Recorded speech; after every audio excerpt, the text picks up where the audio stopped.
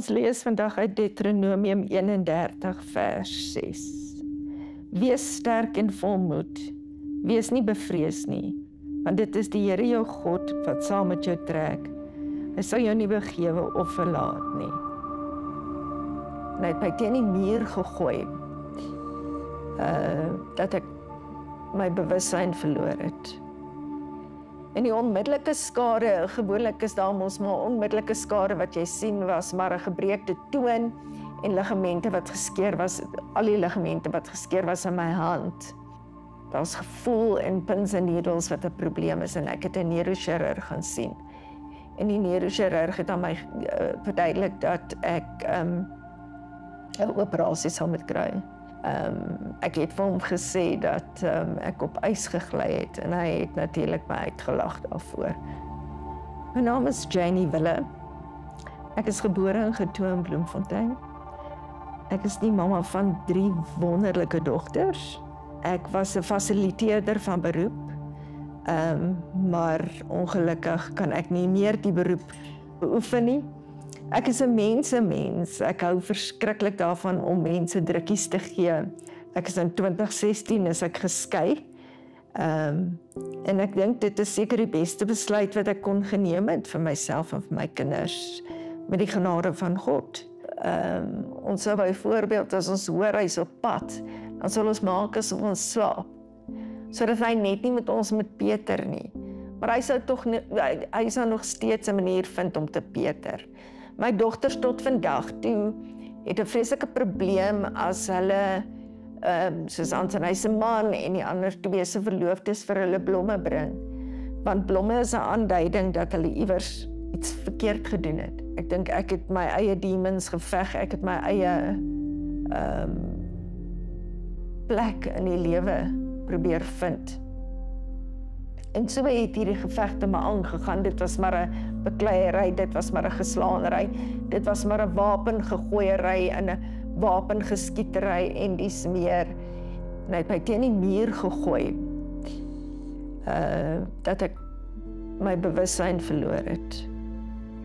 En die onmiddellike skade, gewoonlik is daar mos maar onmiddellike skade wat jy sien was maar 'n gebreekte toon en ligamente wat geskeur was, al die ligamente wat geskeur was in my hand.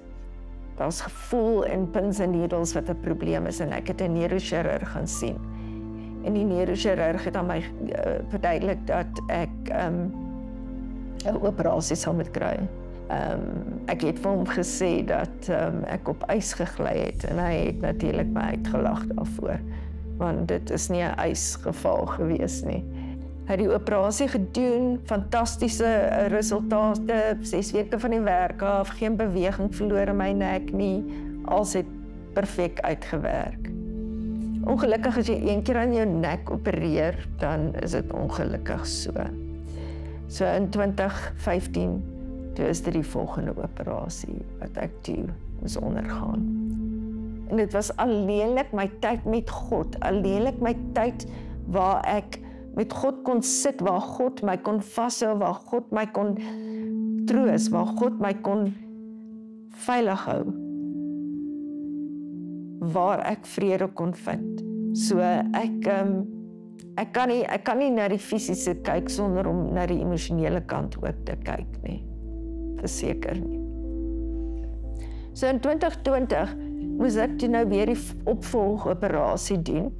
So dis nie 'n vreeslike groot operasie nie, dit is basies maar weer 'n 2007 en 2015 herhaal.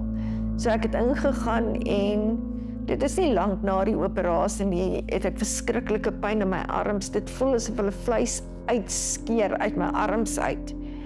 En die pyn is ondraaglik, ek huil soos 'n verskriklike dier omtrent, wil ek sê, so seer is dit.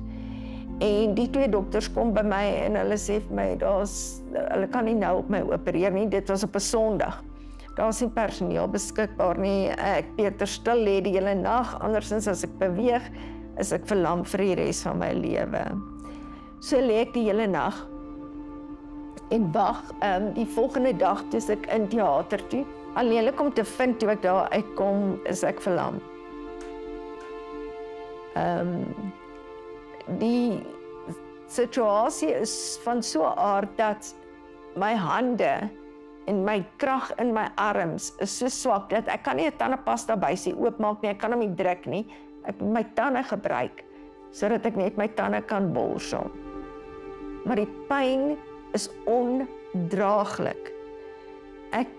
Dit is so seer dat ek op 'n stadium vir die dokter vra dat hy my eerder help om dood te gaan. Ek kan nie die pyn meer hanteer nie, dit is te veel. Die 8de Oktober kry hulle toe goedkeuring en ek is terug teater toe. Die halfpad deur die operasie kontak hulle 2 van my dogters om vir hulle te sê dat die plan wat hulle gehad het, werk nie. Hulle het nou een van 2 opsies. Hulle kan voortgaan want hulle het 'n ander plan, of hulle kan my wakker maak en weer terugvat wat stel hulle voor. My dogter sê toe, julle moet eerder voortgaan, want as julle haar gaan wakker maak en weer terugvat, gaan sy nie gelukkig wees nie. Hulle het toe nou voortgegaan, dit was toe nou 12 ure operasie. Toe skuif hulle vir my na 'n step-down facility toe, dis maar basies waar jy dan nou rehabiliteer, waar jy weer leer loop, en jou hande weer gebruik, krag terugkry en dies meer. Ek was nie lank daar gewees nie, ek dink 2 weke maksimum. Toe sê die dokter, hulle kan die steke en die klips uithaal. Die suster het net 1 steek en 1 klip uitgehaal. Toe skeer haar hele wond van bo tot onder oop. Toe moet hulle die wond pak. Hulle pak dit met gaas en so, sodat hulle dit kan veilig of skoon hou, wil ek amper sê, tot die volgende dag. Die volgende dag toe skuif hulle my met die kliniek toe.